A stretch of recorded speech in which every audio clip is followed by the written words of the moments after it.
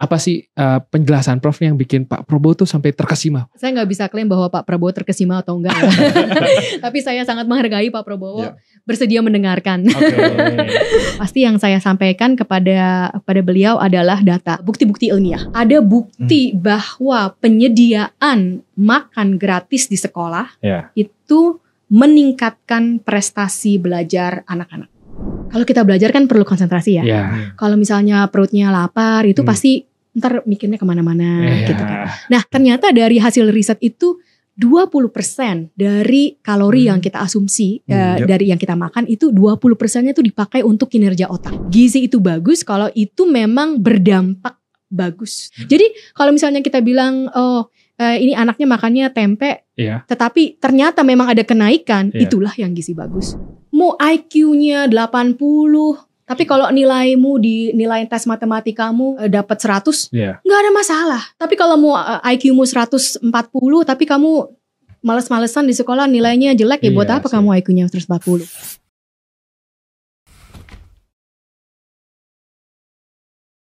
Profesor Stella Christy, Guru Besar Tsinghua University. Selamat datang di podcast Merdeka. Terima kasih. Terima kasih Prof Stella. Sis, lu tahu nggak nih Tsinghua University di mana? Di jauh kayaknya. Di China ya Prof? Iya di Beijing. Jadi ini sebuah kebanggaan buat kita sis. Betul. Mendatangkan guru besar, profesor, orang Indonesia, tapi guru besar di University di Cina. Karena kita mau ngomongin soal makanan bergizi. Makanan bergizi gratis ya. Tapi sebelum itu kita pengen kenalan dulu dengan Prof Stella. Prof Stella. Iya boleh. Prof, kok bisa jadi profesor sih Prof? Itu pertanyaan lebih poin. Prof bisa diceritain. Tapi kita pengen tahu sih. Ini mungkin sebuah kebanggaan. Nggak mungkin lah. Ini pasti sebuah kebanggaan. Ada orang Indonesia jadi profesor. Guru besar. Dulu sekolahnya gimana? Ya? Dia sekolah di sekolah orang kaya, pernah bolos apa enggak? Pernah nggak naik kelas apa enggak? Waktu di luar negeri pernah nggak naik kelas? Oke. Mungkin cerita dulu nih Prof. Cerita dulu, oke baik. Senang sekali bisa diundang, terima kasih. Terima kasih. Hai semuanya, saya Stella Christy. Saya asli orang Indonesia ya. Kadang-kadang paspornya masih Garuda, nggak pernah diganti. Saya lahir di Medan. Tapi besar di Jakarta dan saya dari kecil sekolahnya di Jakarta di Santa Ursula dan sebenarnya saya nggak pernah ada cita-cita sih sekolah ke luar negeri, cuman kebetulan saja waktu saya SMP kelas 3 saya lihat berita di koran. Waktu itu saya masih ingat tuh berita di koran, saya karena saya juga senang baca koran waktu itu. Iseng aja. Terus ada iseng baca koran nih. Pasti niat Prof. Enggak, soalnya bukunya kurang gitu. Jadi ada yang adanya koran, dibaca lah koran. Terus ada berita waktu itu ada beasiswa dari pemerintah Singapura, namanya ASEAN Scholarship. Ya udah saya coba-coba aja. Saya daftar. Saya masih ingat waktu interview saya ditanyain, "Nah, kamu nih bahasa Inggrisnya tuh belepotan banget." Ya, kelas 3 SMP? Iya, karena kan namanya juga saya baru belajar bahasa Inggris dari kelas 1 SMP ya. Itu waktu kecil ya pernah sedikit-sedikit lah, tapi kan nggak ada di SD. Jadi waktu belajar bahasa Inggris juga baru kelas 1 SMP. Jadi saya masih ingat tuh, tapi nilai kamu untuk IPA, matematika bagus lah ya, boleh diterima lah. Jadi saya waktu itu saya beruntung ya, saya dapat beasiswa itu namanya ASEAN Scholarship dari pemerintah Singapura. Yang itu namanya untuk O-level. Jadi O-level itu untuk tingkat SMP menengah SMA begitu. Lalu harusnya dilanjutkan sampai universitas. Setelah universitas lalu harusnya beasiswa itu diberikan sampai universitas. Tapi saya ke Singapura, terus saya harus 1 tahun dulu belajar bahasa Inggris, setengah tahun belajar bahasa Inggris. Belajar bahasa Inggris dulu. Iya, karena saya bahasa Inggrisnya parah banget, belepotan. Tapi kok pede ya nyari beasiswa ke Singapura? Iya. Ya namanya makanya modalnya pede aja Mas. Kita harus modal pede. Saya juga selalu bilang kita harus modal pede.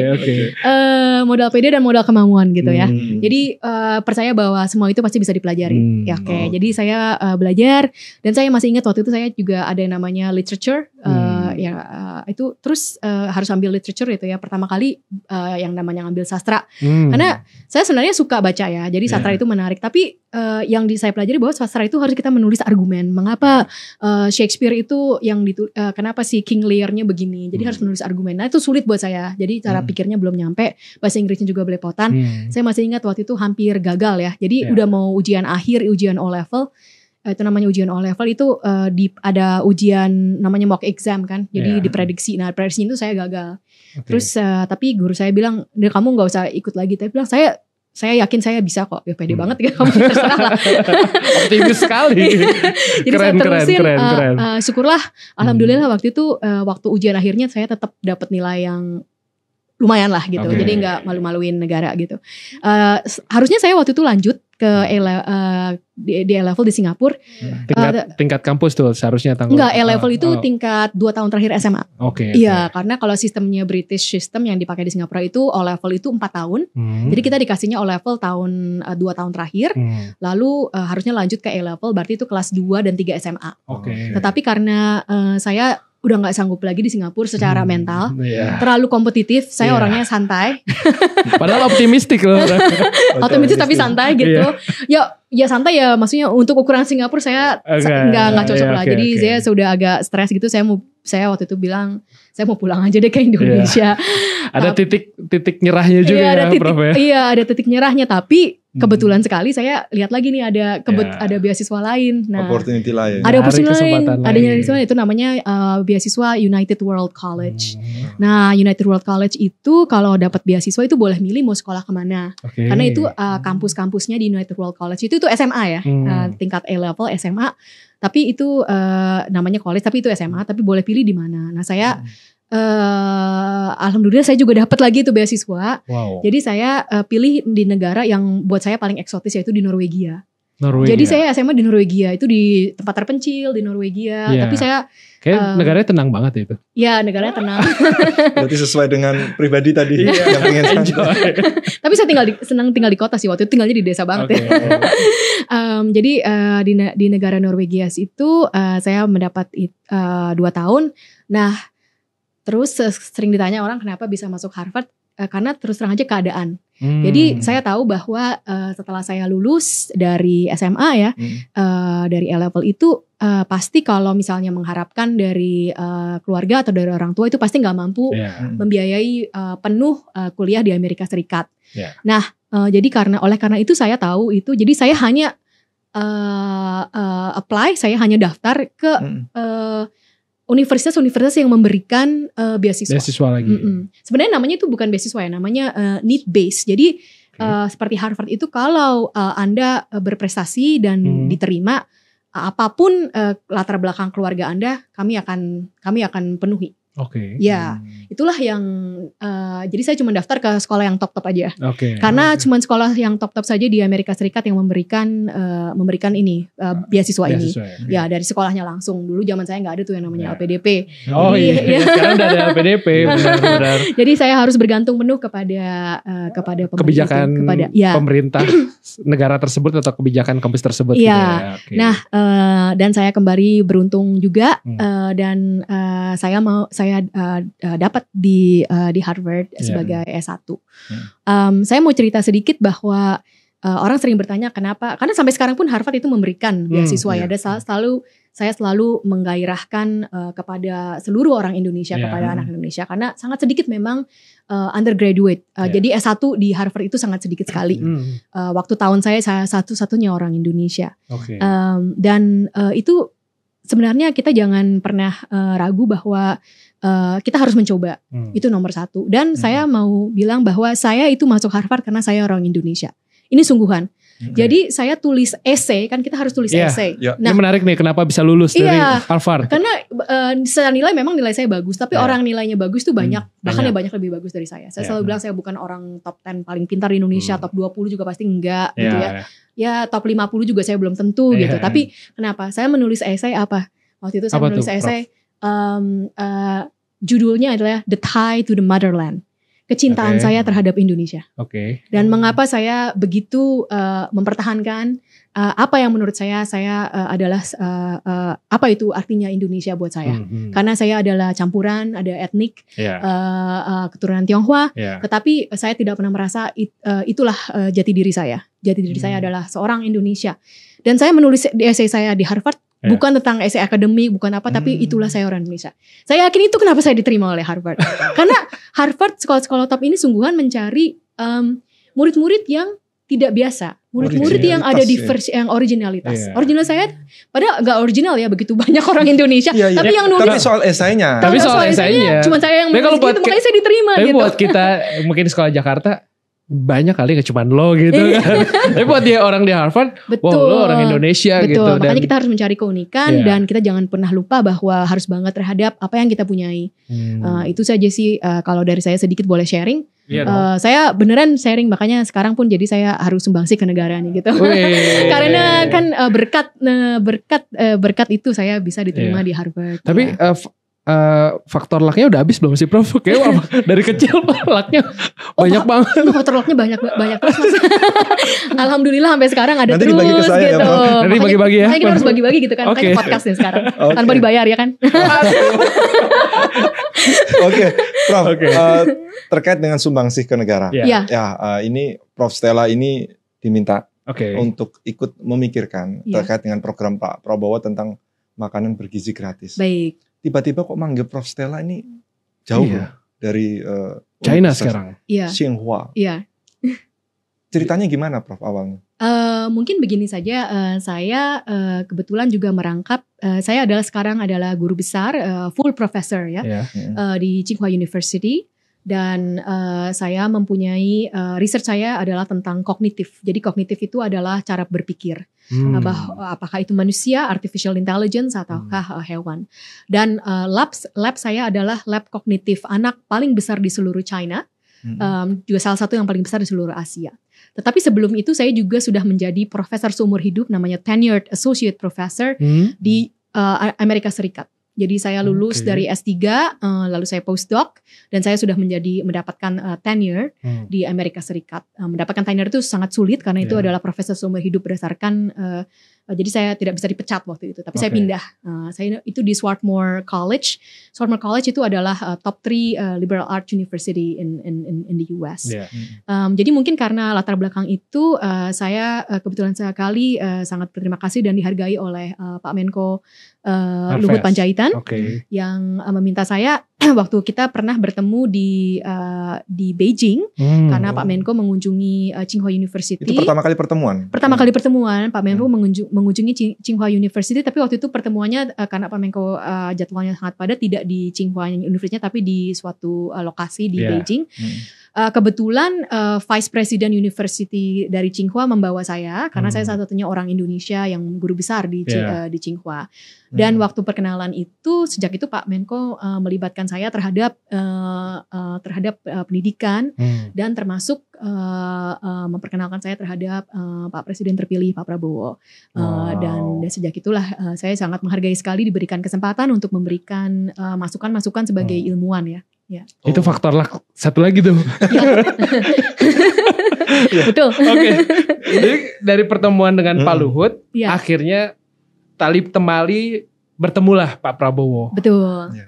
Dan diminta untuk memberikan masukan baik. Soal program yang sudah digembar-gemborkan itu makan bergizi gratis. Betul. Karena awalnya kan makan siang gratis. Sekarang berubah menjadi makan bergizi gratis. Apa ini kaitannya dengan rencana Pak Prabowo ya, misalkan terkait dengan membantu tumbuh kembang anak, membantu otak anak biar anak-anak Indonesia itu cerdas semua. Setidaknya nanti masuk S1-nya Harvard semua lah. Tapi sebelum sampai ke sana, Prof, kita ingin tahu dulu dalam situasi pasti pernah berdiskusi dengan Pak Prabowo. Apa sih penjelasan Prof yang bikin Pak Prabowo tuh sampai terkesima? Wow, Gitu dulu tuh. Ada saya nggak bisa klaim bahwa Pak Prabowo terkesima atau enggak. Tapi saya sangat menghargai Pak Prabowo bersedia mendengarkan. Iya, terkesima atau enggaknya mesti ditanyakan ke beliau.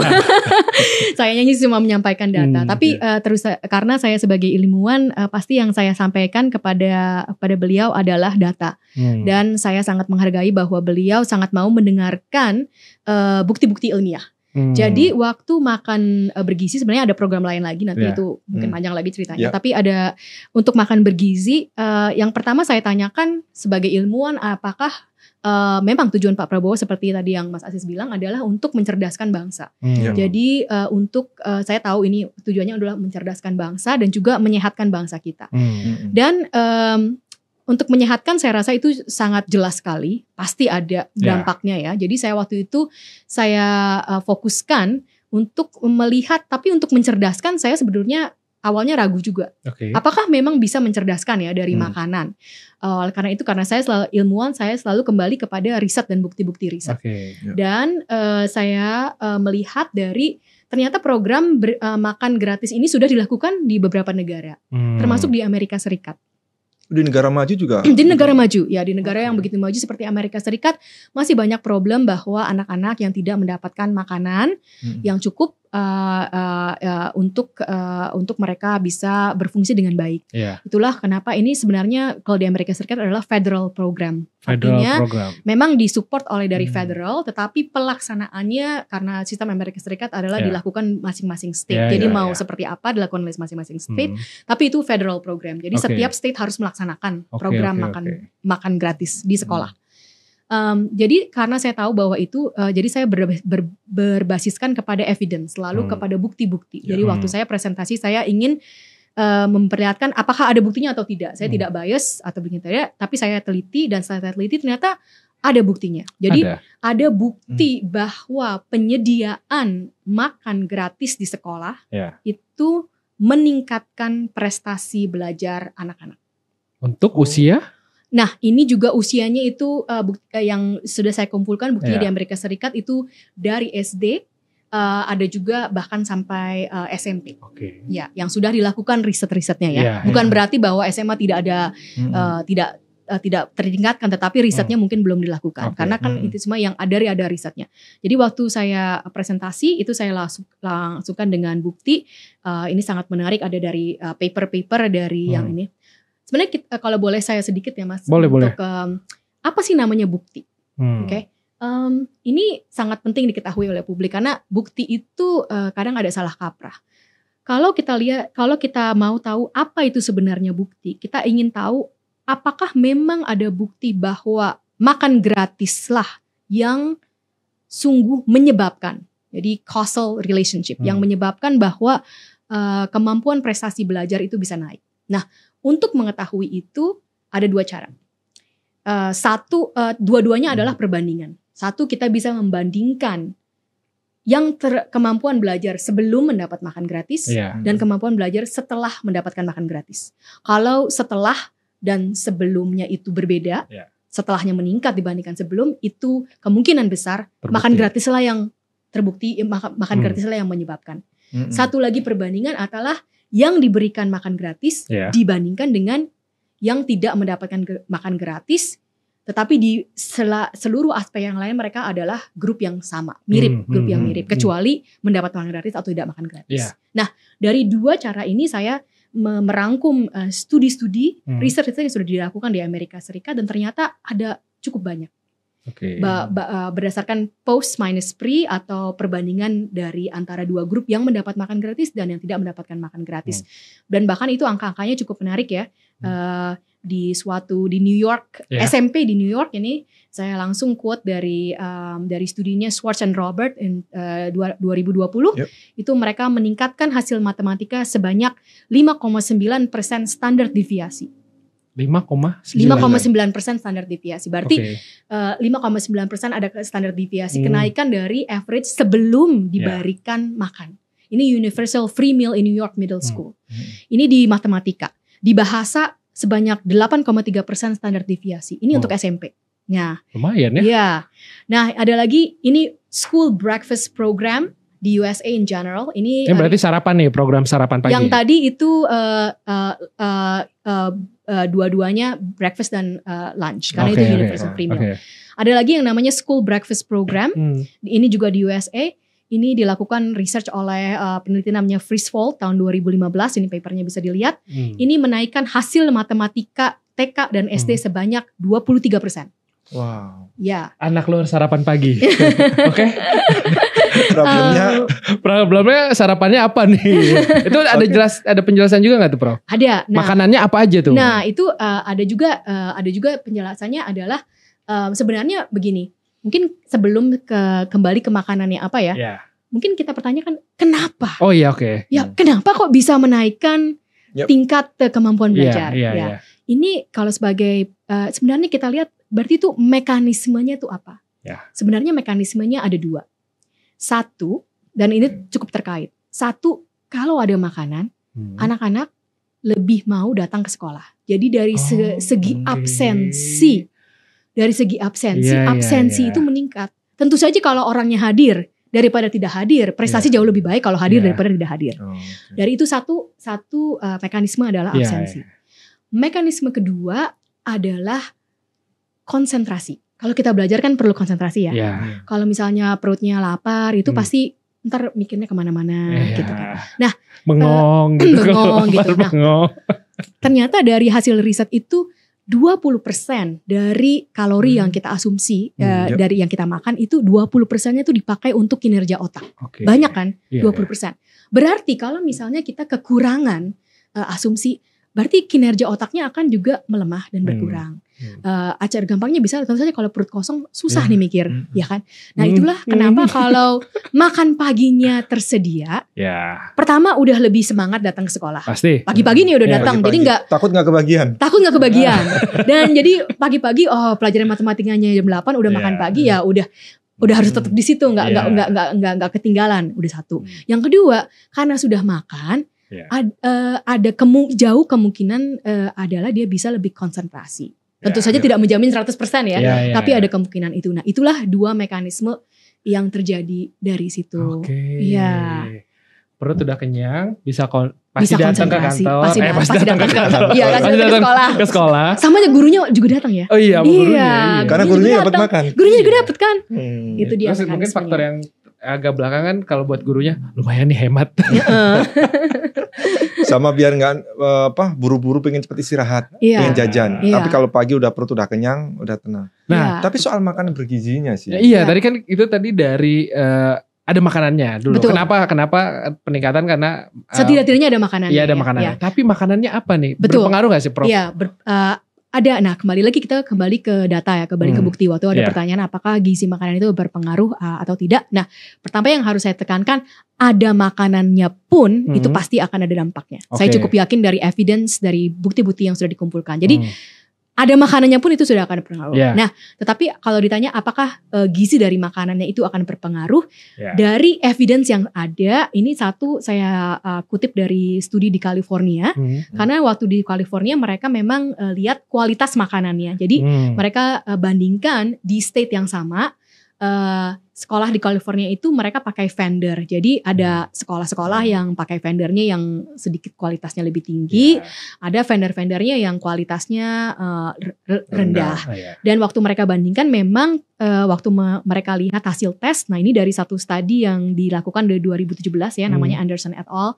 2017 mereka dari satu studi itu mereka melihat bahwa kualitas makanannya memang berdampak 4% terhadap hasil tes lebih tinggi. Tetapi sekarang kalau kita harus the devil is in the detail ya, gizi yang seperti apa gitu, itu harus kita lakukan penelitian kembali, karena kalau kita ingin lebih tahu secara ini, karena ada kemungkinan ya yang kita bilang gizi bagus itu, ini ada satu yang paling penting kalau saya boleh memberikan input, kita sebenarnya tidak bisa bilang secara 100% pasti apa itu gizi bagus.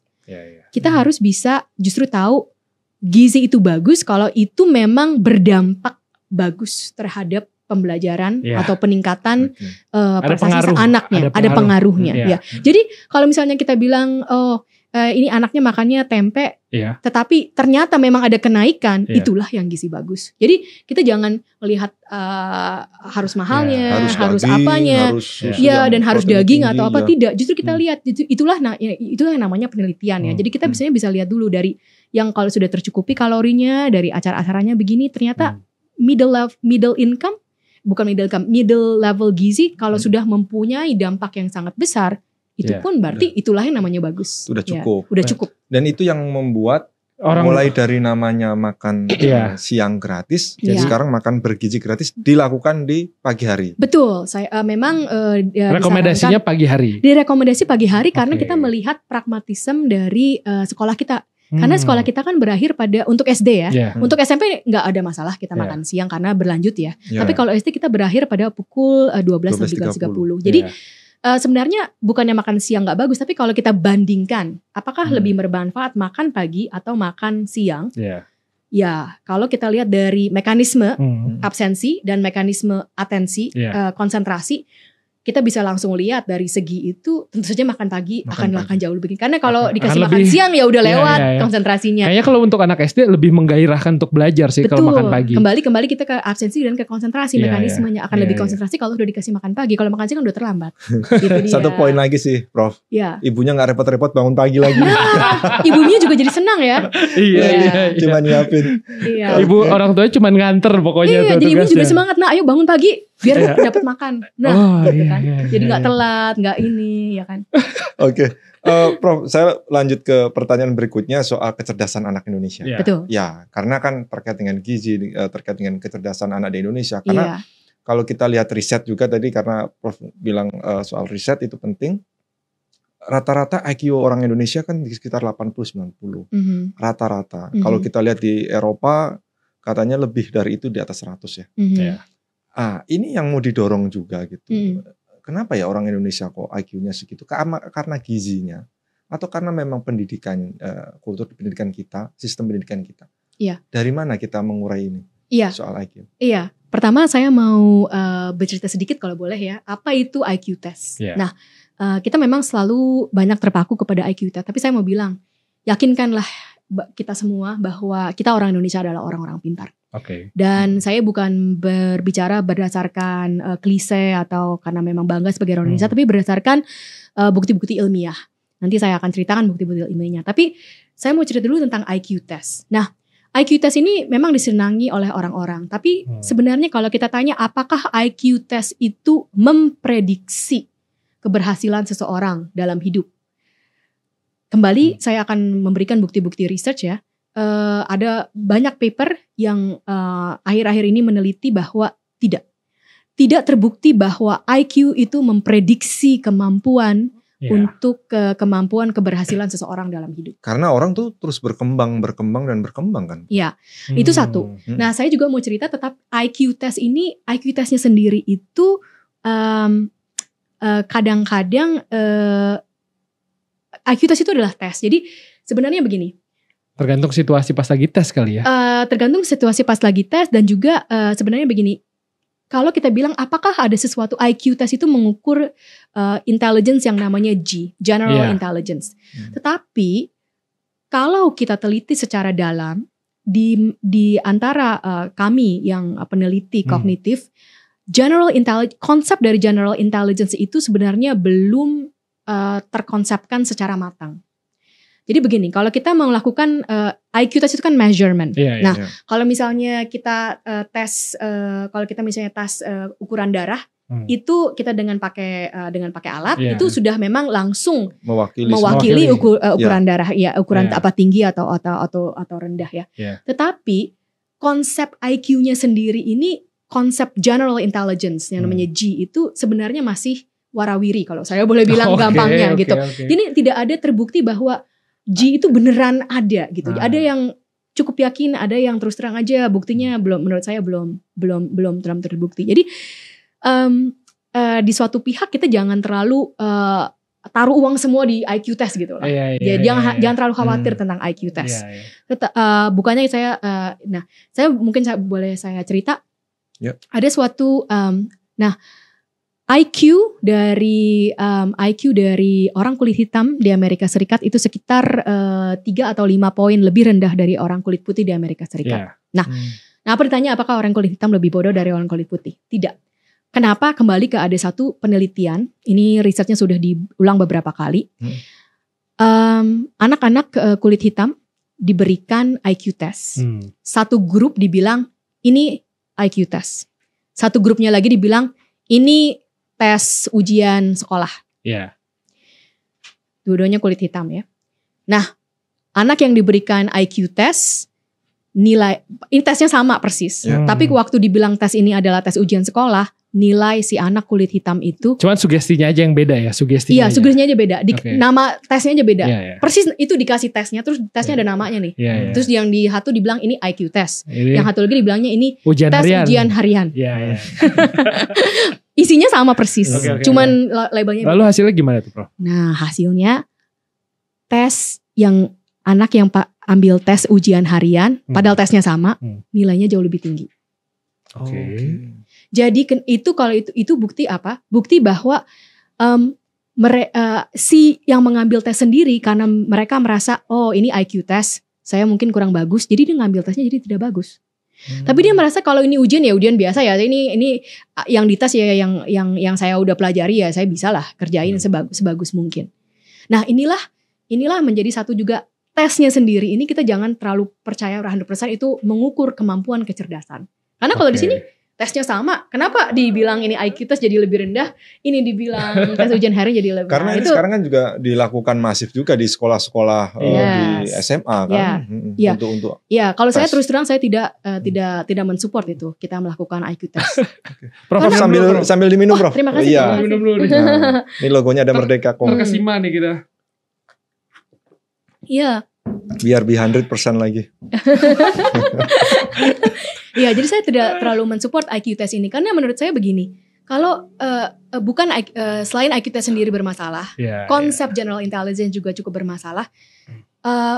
Perlakuan kita terhadap IQ test juga menurut saya bermasalah. Karena begini. Mau IQ-nya 80, tapi kalau nilaimu di nilai tes matematikamu di sekolah, nilai ujian matematikamu di sekolah itu dapat 100, nggak ada masalah, ya kan? Tapi kalau mau IQ-mu 140, tapi kamu males-malesan di sekolah nilainya jelek, ya buat apa kamu IQ-nya 140? Nah, jadi buat saya kita tidak terlalu banyak gunanya mengetes IQ, karena tes IQ itu menjadi pegangan terhadap sang murid dan sang orang tua dan sang guru bahwa kecerdasan kita itu mati. Kecerdasan itu adalah fix. Namanya ini ada di fixed mindset, growth mindset. Nah, jadi begitu anaknya dites IQ, ntar anaknya pikir, oh IQ saya 80, ya udahlah ngapain saya belajar capek-capek. Gak mampu. Oh IQ saya jongkok, saya tiduran aja lah. Iya gitu. Terbalik lagi juga IQ saya 140, ya udah saya nggak usah ngapa-ngapain. Saya ngerasa paling pintar. Itulah jadi secara pragmatis pun menurut saya jauh nggak ada gunanya. Itu pernah kalau di netizen Indonesia, Prof, itu kan kalau kita lihat komen-komennya, pernah nggak kita ngelihat waktu teman-teman di sekolah kita kelihatan sangat pinter gitu, tapi pas sekarang kok gini-gini aja gitu. Ini bukan ngomong soal nasib ya, tapi yang tadi saya sebut adalah otak kita, diri kita sebenarnya kan berkembang terus kan, melihat situasi lingkungan. Growth mindset kita selalu berkembang kan. Prof setuju soal itu sebenarnya? Saya setuju bahwa kita itu selalu harus berkembang. Dan sebenarnya yang paling penting adalah cara berpikir kita selalu bisa dikembangkan. Nah kembali lagi karena saya meneliti asal muasal kepintaran, the origins of intelligence. Penelitian saya membuktikan bahwa dari awal kita sudah punya kepintaran. Kepintaran kita itu adalah misalnya ya, satu penelitian saya ini adalah meneliti bayi umur 3 bulan. Ini papernya sudah dipublish. Bayi umur 3 bulan itu sudah bisa mengerti tentang jumlah. Ya, bayi umur 3 bulan itu kalau Anda sodorkan 2 mangkok, satu nasinya setengahnya, satu nasinya penuh. Nah, ini benar penelitiannya kayak gini. Terus nanti bayinya dilepas mau ke yang mana, dia akan ke nasi yang lebih banyak. Atau benda apapun gitu yang lebih banyak. Atau benda apapun yang lebih banyak. Jadi dia sudah mengerti jumlah. Nah, Itu 3 bulan ya. Itu saya ada papernya, sudah sangat ini, sudah sangat percaya sekali karena itu sudah dipublish. Dan lalu kita kembali, loh kok gitu, kenapa kok kita ada yang anak matematikanya bagus, ada yang matematikanya tidak. Nah ini kembali menjawab pertanyaan Mas Asis, memang itu pendidikan kita, Mas. Jadi dari segi kemampuan berpikir manusia itu, setiap manusia diberikan kemampuan berpikir yang memang sangat sangat bagus. Saya kasih contoh satu lagi. Coba kita lihat ke sekeliling, kalau yang punya di Indonesia kan banyak anak, jadi tinggal aja lihat anak umur 3 tahun.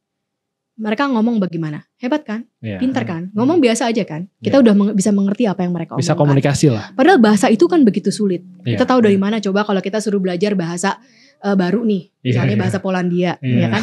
Bahasa Polandia, kebetulan saya bisa bahasa Polandia. Tapi kalau misalnya Mas Asis sama Mas Angga harus belajar bahasa Polandia dalam jangka waktu 3 tahun, saya jamin nggak mungkin bisa deh.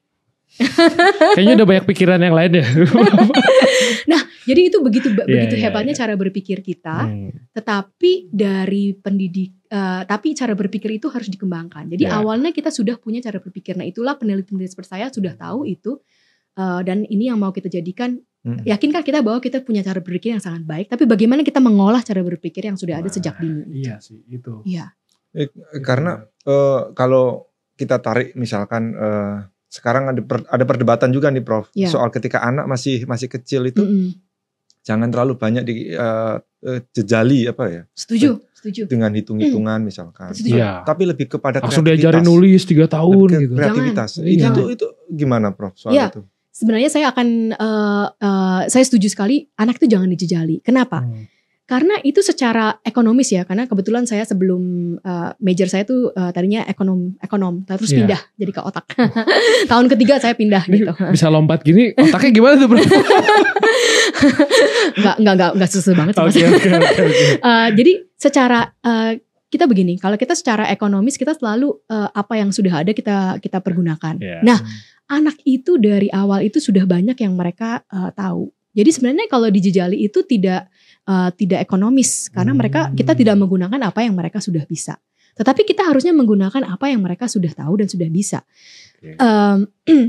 Sebenarnya misalnya tadi di matematika, yang dijejali bukanlah matematika, tetapi matematika itu bagian dari kehidupan.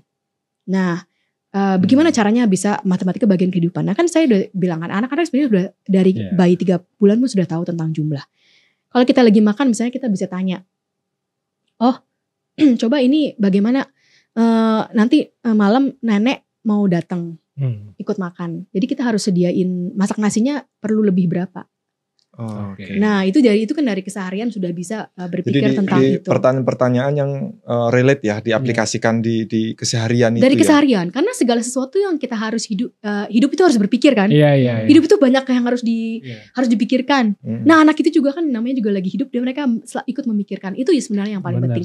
Jadi kalau sebenarnya bukan kreativitas bisa lebih saya tajamkan karena kalau dibilang anak tuh harus belajar kreativitas bingung gimana belajar kreativitas. Tapi yang saya dari penelitian adalah dari dini itu sebenarnya yang paling penting adalah belajar untuk belajar. Learning to learn. Maksudnya apa? Learning to learn itu adalah bagaimana anak dari dini itu merasa dia punya suatu model itu dunia itu seperti apa. Dunia itu apakah membosankan? Atau dunia itu saya nunggu kalau ibu atau bapak atau guru saya kasih sesuatu saya terima. Atau saya itu mau banyak bertanya. Saya itu banyak ingin tahu. Ini kenapa? Ini begitu? Ini kenapa? Kalau si anak itu terus-terusan berpikir bahwa dunia itu adalah saya selalu harus cari tahu. Saya harus menentukan nanti sampai kapanpun dia akan selalu kreatif. Itulah yang namanya pada masa dini itulah yang harus ditetapkan learning to learn. Belajar untuk belajar. Itu yang harus kita terapkan gitu. Belajar untuk belajar. Tapi ini gue nyambung soal matematika nih sis. Boleh. Ini agak lucu sih sebenarnya kayak di tempat tinggal lah gitu pasti di tempat tinggal lu juga ada nih sis. Pasti ada anak-anak yang disuruh emaknya belanja, dia lebih tahu hitung-hitungan soal duit. Ketika ditanya soal hitung-hitungan ini dia nggak tahu bisa. Dikasih 5.000 nanti beli ini nanti kembalinya segini ya gitu. Nah dia jadi hafal tuh karena keseharian. Betul. Tapi ketika dikasih pertanyaan soal matematika nggak bisa. Iya, nah itulah. Jadi sebenarnya tugas gurunya dan tugas orang tuanya bukannya bilang lo kok bego banget sih, udah kan udah. Tapi justru bilang, nah ini sama ngitung-ngitung yang tadi sama. Jadi tugas kita itulah, kalau kita menjadi pendidik harusnya kita bisa melihat apa yang mereka sudah bisa. Nah, jadi kita kasih lihat ini sebenarnya sama persis polanya, cuman kamu yang ini belum lihat, tapi sebenarnya sama. Anak jadi lihat, oh ngitung itu sama ngitung ini sama. Ya udah, gampang lah, saya nggak usah khawatir. Itu dia. Iya, itu tuh banyak banget tuh anak-anak di kampungan gue lah kayak bahasanya. Iya. Tapi kembaliannya ada risetnya juga nih Mas. Oh iya? Iya, ada risetnya. Di Brazil itu banyak yang seperti itu. Oke. Tapi asal kembaliannya jangan dimasukin kantong. Nah. Enggak, karena biasanya kalau udah dikasih 5.000 udah ngincer tuh anak. Nih pasti kembali 2.000, gue harus beli ini nih. Nah, anaknya juga ada motivasi ya. Harus ngitung jelas karena kalau ada kembaliannya buat saya gitu kan. Nah gitu. Nah kadang juga belajar kenapa tuh Mas, jadi anak-anak kalau ngerjain soal matematika jadi agak membosankan atau nggak ada, karena nggak ada motivasi. Mau ngitungnya benar, mau ngitungnya salah ya paling dapat nilai ya bodo amat gitu. Tapi kalau bilang, nah kalau kamu nggak bisa ngitung bener nanti susah dapat duit jajannya gimana gitu. Nah itu kan lain lagi. Tinggal aplikasi aja di pendidikannya gimana tuh. Betul. Prof, lanjut ke soal sistem pendidikan. Iya boleh. Nah ini nyambung nih. Nyambung. Ini karena sih dulu pernah rame soal anak Indonesia itu selalu banyak ketika dikasih ujian itu pilihan ganda atau multiple choice ya. Dibanding esai. Sampai ada salah satu dulu tweet itu yang rame seorang artis itu. Harusnya kalau mendorong anak Indonesia lebih kreatif, harusnya perbanyaklah ujian yang esai gitu. Itu akan menumbuhkan anak lebih kreatif gitu dalam otaknya. Prof setuju itu? Terus kalau saya secara gamblang sih mungkin iya ya. Tapi sebenarnya kalau kita lihat dari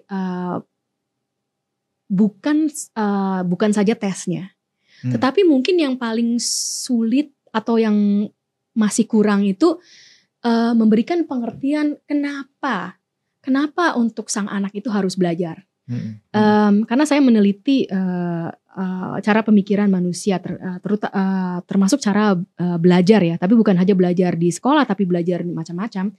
Jadi saya selalu mengambil perspektif dari seorang anak. Kalau kita sebenarnya yang paling susah itu untuk anak ini nggak kepikiran buat apa saya belajar, buat apa saya ujian bagus motivasinya gitu. Itu ya. Iya, dan juga kadang guru alasannya tidak. Alasannya yang perlu dijelaskan why-nya perlu dijelasan. Jadi karena anak-anak itu sebenarnya pintar dan mereka coba kan kalau kita orang tua sering bilang kalau main aja semangat ya. Padahal bukannya begitu ya, main itu juga banyak belajarnya. Saya ada riset tentang main yang disupport oleh Lego Foundation. Nanti itu suatu saat kita bisa cerita lagi lain. Playful learning itu sangat important. Tapi ternyata bukan itu. Jadi anak tidak bisa melihat kenapa saya harus nilai bagus, kenapa saya harus belajar. Nah ini mungkin harus dipikirkan nih kepada guru-guru dan orang tua, buat apa saya belajar bagus? Nanti kalau dibilang ya supaya kamu bisa dapat pekerjaan bagus, ntar dulu lah saya mikirinnya gitu. atau harusnya dijelaskan kenapa mau punya pekerjaan bagus gitu ya. Kalau saya sih saya selalu bilang begini,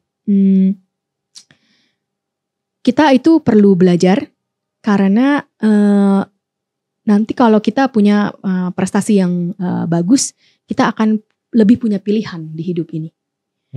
Jadi kita bisa lebih banyak memilih kita nantinya mau jadi apa. Kita yang milih. Kita yang pilih. Anak itu kan bisa diajak diskusi untuk reasonnya begitu. Apa bisa Prof? Untuk bisa. Berpikir panjang gitu. Kalau orang tua kan udah punya background yang banyak. Gitu. Atau anak itu apakah bisa diajak diskusi?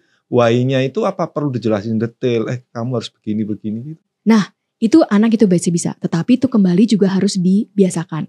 Kalau coba kita ingat-ingat lagi, pernah ingat gak Mas Asi sama Mas Angga punya anak gak? Ya, punya ya.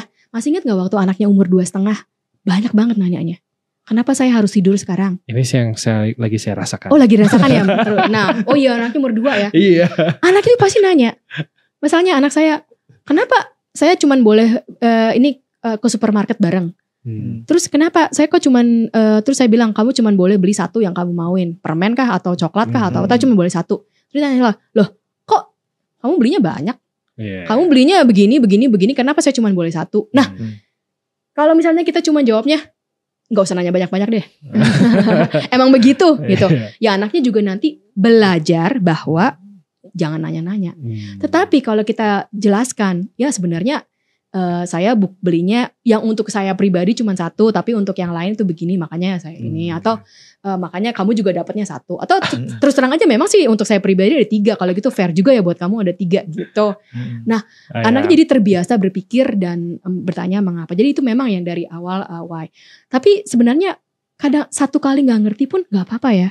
Tapi kalau anaknya merasa orang tuanya dan gurunya tuh mau bercerita, lama-lama anaknya ini ya, ibu saya atau guru saya tuh mau loh kasih tahu saya. Jadi mungkin saya tidak mengerti kali ini, tapi nanti masa depan saya akan lebih mengerti gitu.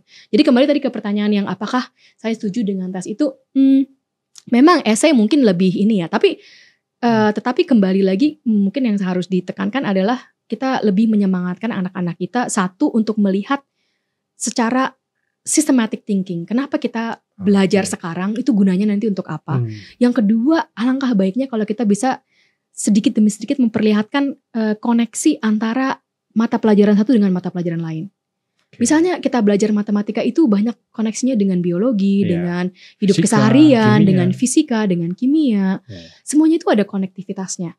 Nah sementara ini yang paling banyak dirasakan oleh para pelajar, apakah itu anak atau mahasiswa, itu sebenarnya sepertinya setiap mata pelajaran itu banyak sekali. Terus gak ada, jadi semuanya bisa 1, 2, 3, 4, 5 sampai 100. Nanti saya mesti ingetin semua. Terus gak ada hubungannya sama yang tadi, gak ada hubungannya gitu. Senin sampai Kamis udah hafal tuh. Senin tapi, apa mata pelajarannya. Iya, tapi kalau misalnya kita lihat ini ada hubungan sama ini, ada nyangkutnya sama ini, ada nyangkutnya sama hidup kamu, ada nyangkutnya sama uang jajan kamu, ada nyangkutnya sama kamu sehat atau enggak. Apakah kamu boleh tidur lebih malam atau enggak, itu loh biologi.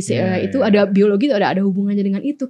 Itu kita jadi lebih, pengetahuan itu bukannya ini saya, ini pengetahuan, jadi saya harus ke situ, tapi pengetahuan ini bagian dari hidup saya. Itu gimana caranya? Itu yang belum diimplementasikan. Belum. Jadi kalau misalnya tadi nyambung nih soal kenapa sih dulu banyak teman-teman kita yang ranking 1, terus pas ketika di masa depannya gitu biasa aja. Betul. Karena biasanya si ranking yang biasa ranking 1 itu hanya biasa pengulangan.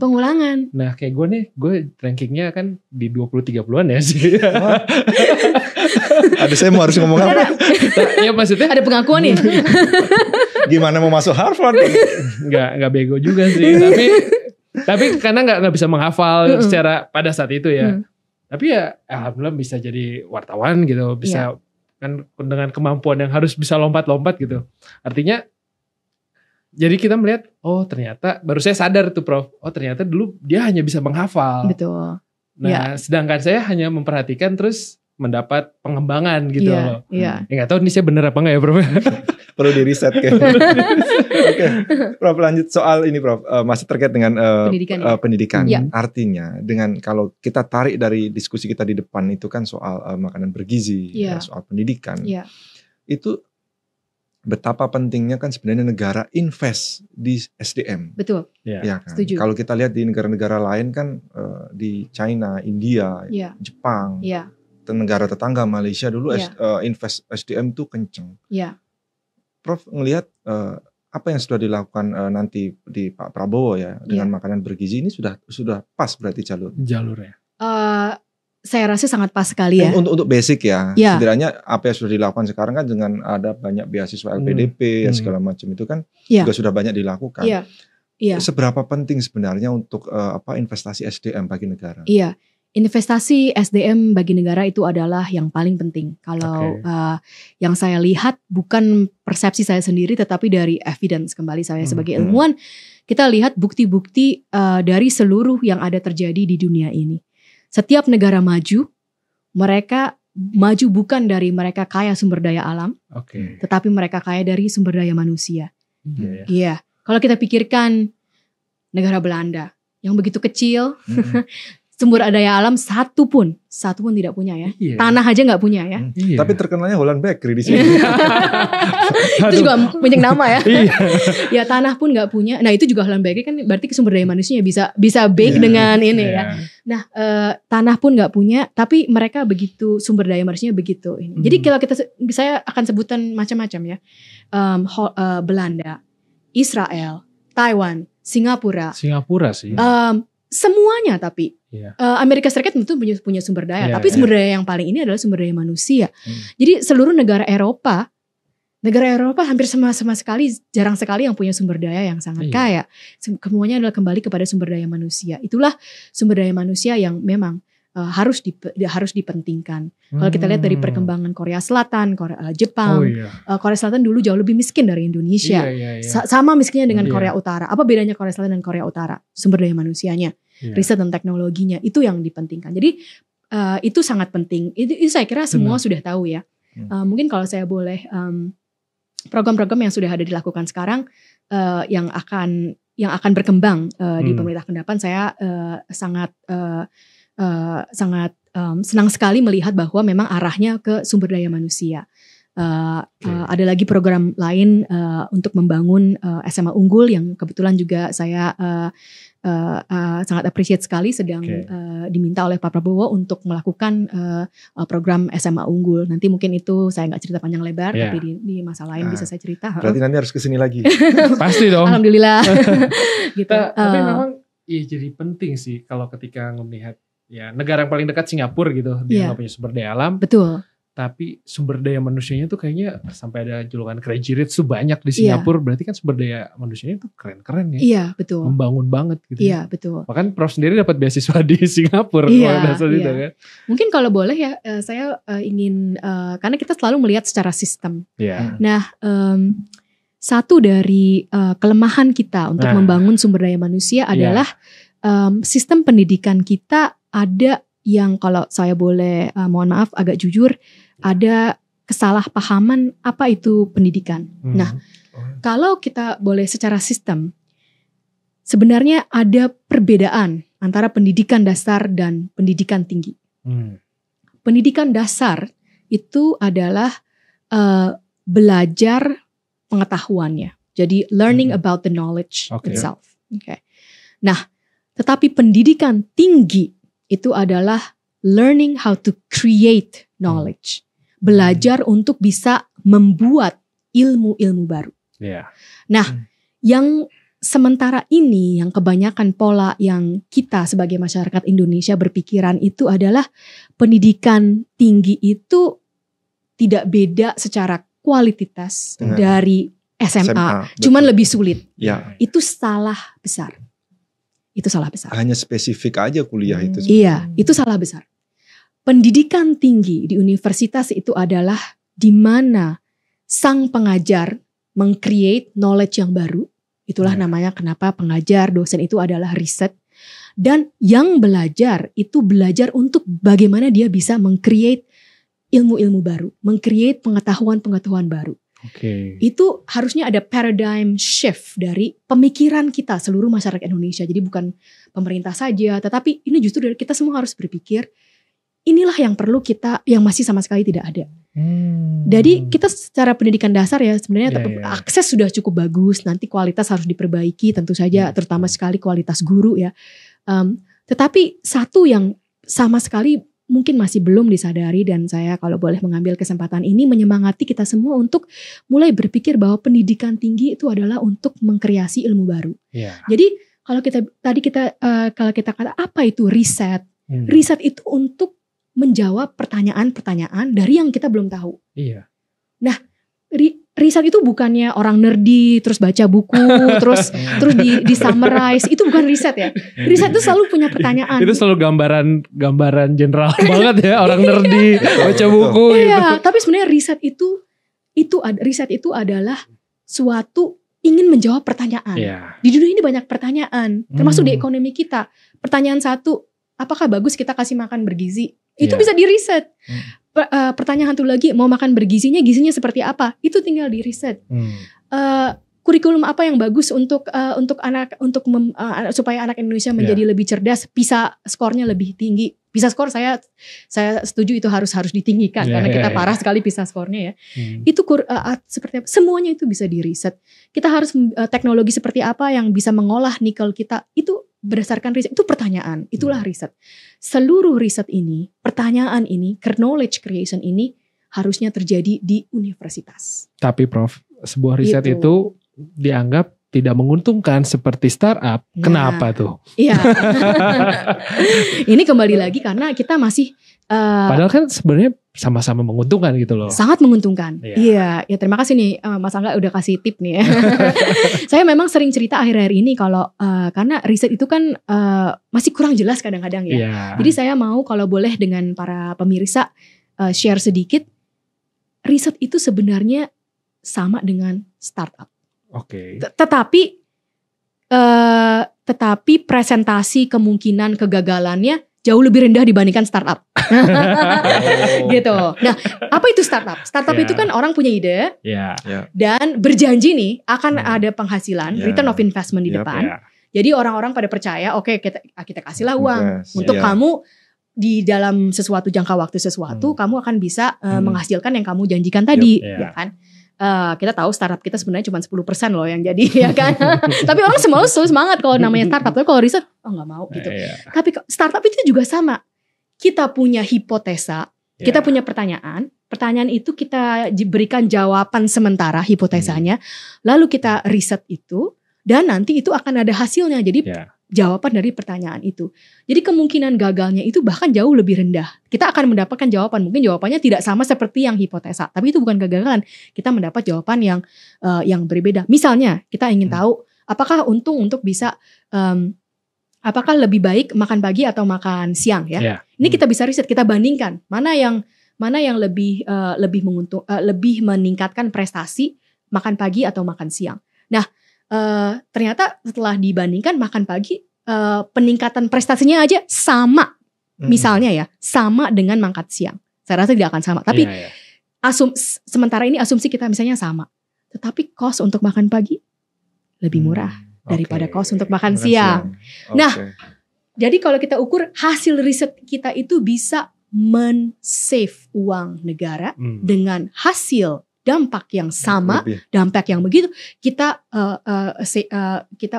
untuk menjalankan itu dengan cost yang lebih kecil. Itulah yang menjadi itu. Kembali gizinya seperti apa? Perlukah gizi yang mahal? Perlukah daging? Ternyata setelah dilihat, dikasih makannya sayur dan tempe, ternyata hasilnya sama dengan dikasih daging. Ya udah kita sayur karena sama tempe juga aja. Tinggi protein. Tapi boleh dong sekali daging, Prof. Boleh jangan. Boleh. Nah itulah kenapa riset itu sebenarnya bisa kalau bisa saya tekankan, hasil riset itu bisa mengefisiensikan cost dari segala macam kebijakan-kebijakan. Ayo membiayai riset di Indonesia ya Prof ya. Betul. Oke. Prof, terima kasih sudah sharing banyak. Tentu banyak hal yang seharusnya bisa kita lebih bahas lagi. Elaborasi. Tapi kita satu-satu dong. Biar Prof datang lagi. Amin. Terima kasih. Prof, terima kasih ya Prof. Sama-sama. Sukses terus karirnya. Semoga tadi obrolan kita nih banyak yang tercerahkan lah sahabat Merdeka ini. Dan banyak manfaatnya. Amin. Terima kasih Prof. Terima kasih. Terima kasih Prof. Terima kasih sahabat Merdeka. Terima kasih sahabat Merdeka.